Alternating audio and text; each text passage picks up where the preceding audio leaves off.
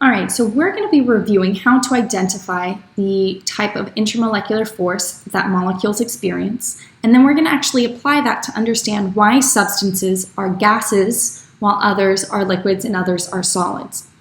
So if we look here, for NH4+, I first need to determine the Lewis dot structure or Lewis dot diagram. So nitrogen has 5 valence electrons, hydrogen has 1, but there are 4 of them, so that's a total of 9. But I have a plus charge, which means I actually have 8 valence electrons because that took away 1 valence electron. Okay. I'm going to share electrons. Notice I've already satisfied hydrogens, which just need 2 valence electrons. Nitrogen has 2, 4, 6, 8, so I'm good there. And then I'm going to find my molecule, and it needs to look like the following. It's going to be a tetrahedral. Okay, so this molecule here is non-polar, and it's non-polar because imagine hydrogen's pulling up, pulling down, pulling down, pulling down. All of those dipoles cancel each other out. And so as a result, this is going to be a non-polar molecule. So the only type of attractive force that can exist for a non-polar molecule is going to be London dispersion forces. Okay? So don't let the fact that there's a nitrogen and a hydrogen trick you to think this is hydrogen bonding. It's not, because this molecule is nonpolar.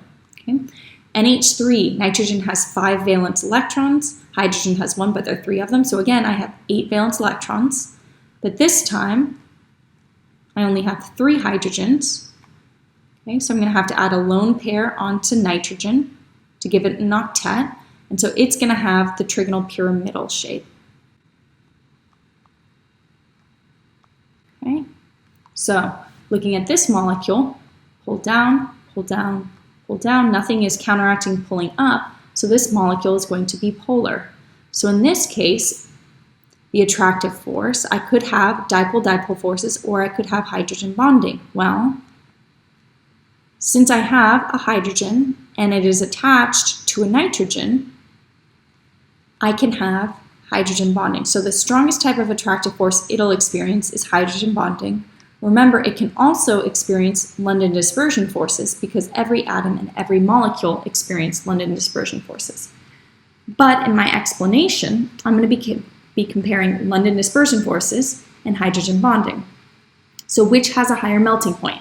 Remember, the stronger your intermolecular attraction, the higher your melting point. So NH3 is going to have a higher melting point. Why? Because it has a stronger intermolecular attraction. It has hydrogen bonding, while NH4+ only has London dispersion forces. Okay? Let's look at one last example. Water. Water is a liquid at room temperature, while carbon dioxide is a gas. So if I draw out water, I'm going to just quickly draw it out correctly.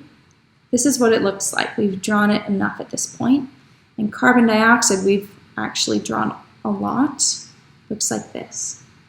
Okay, so if you compare these two, water here is a polar molecule because the hydrogens are pulling downwards. Okay, and since it has a hydrogen that is attached to an oxygen, it is going to have hydrogen bonding.